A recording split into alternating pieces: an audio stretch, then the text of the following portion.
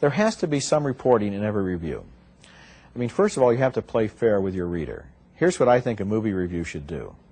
The first thing it should do, it should give some notion to the reader of what the movie is about and what it is like.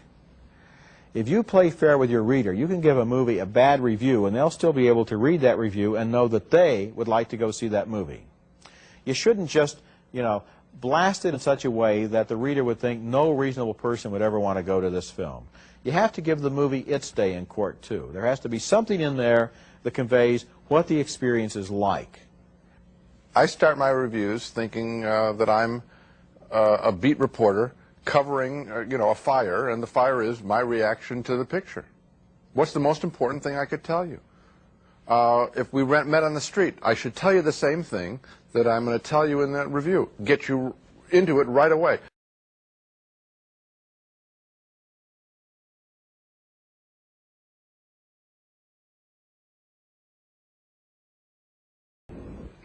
I think one of the faults that I see with beginning critics is that they try to write sort of what I call a very formal kind of speech, a college writing course speech or high school speech, where you don't feel that the person is really there. They're writing into some adult form. They feel, as a beginning writer, they feel nervous about themselves. They don't know, literally, they don't know their own voice, so they write in some formal way. And so you get sentences with lots of prepositional phrases strung together that don't have any punch, any energy. They haven't come out of the event, whatever, it's a concert or whatever, and written it like a news lead, and here's what I feel, I've got this urgent thing to tell you. Instead, it's this formal writing.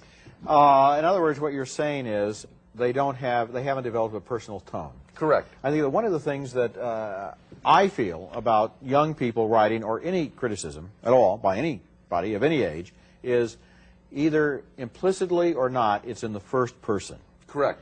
And it's not a science, and you're not talking about the truth, and you're not saying, this is what happened. What you're saying is, this is what happened to me. This is how I feel. Now, a lot of critics are almost shy about confessing that they've had any kind of emotional reaction. Right. I mean, if you laughed, say you laughed. If you cried, say you cried. If you were bored, say how bored you were.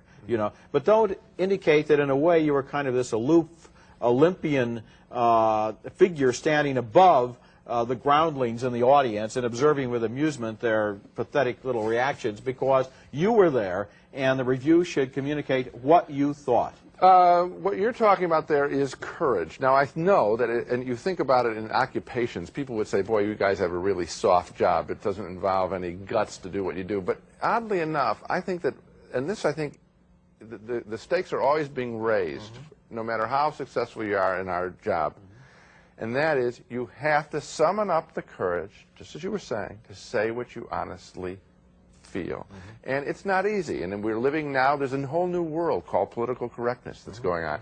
And that is death to a critic to participate in that. Wanting to be liked is another piece of advice I would give. You've really put your finger on something. Can I just say one thing? Just wanting to be liked. Forget even the world of political correctness. Just personally, wanting to be liked, wanting to go along with the group. Death to a critic. And political correctness is the fascism of the 90s.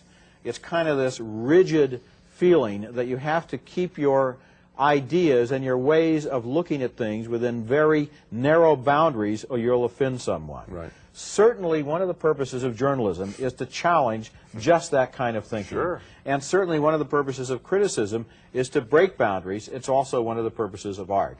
So that if a young journalist, 18, 19, 20, 21, undergraduate, tries to write politically correctly, what they're really doing is ventriloquism. I think the other thing is that when someone does stand apart from all of these dangers that we're talking about, and they do shoot their best shot, they're going to be empowered by it. They'll see that they're not destroyed. They'll see that they're not revealed as a flake, as a phony, as wrong, as stupid. Things that writers battle all the time. You do it one time, it's going to be nervous, you won't be destroyed, you'll be encouraged to do it again. And you'll start raising the stakes for yourself. And from another point of view, to some degree, when you're writing for the student paper, what you're really doing is applying for a job. Sure. Because you take your clippings, that's right, and then you send them in somewhere, and somebody will read them.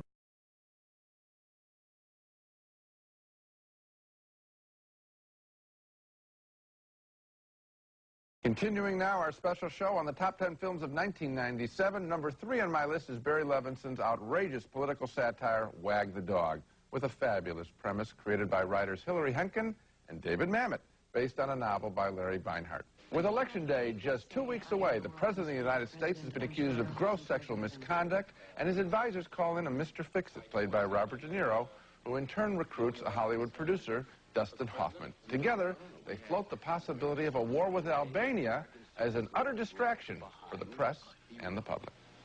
Oh, my God, I can't believe this. What was I thinking? We had a war, we forgot the hero. You can't have a war and not have a hero. It's like we sent him the Christmas card and we left out the, what do you call it? Fruitcake. There you go. What I like about Wag the Dog is that with all of the big-time actors involved, the story still dominates, not the performers or an individual character. Your jaw drops as they attempt to pull this off, and it's scary that it almost seems possible. And I do enjoy the way the film has the guts to basically call us, the electorate, easy dupes. It's not just the press that bites on this story. We swallow it, too. And, you know, this movie uses real names and real events to buttress its case. For example, there was a crisis when a group of Marines were tragically killed in Lebanon, and it looked very bad for the United States. And 3 days later, we invaded Grenada. And as the movie points out, what was that about? Does anybody remember why we invaded Grenada? It's almost like the plot of this movie, where you take some country that nobody is really very familiar with and distract everybody from the real issue by drumming up a phony political crisis. This movie is really pointed in its satire. It reminds me of Dr. Strangelove from 35 years ago. You said that before, and that's very heavy praise. Yeah. Does it make your top 10 list, then? Yes, it is. It's on my top 10 list. It's number 10. Very good. Number 10 on my list. Okay. Should have been higher. Now to number 4 on my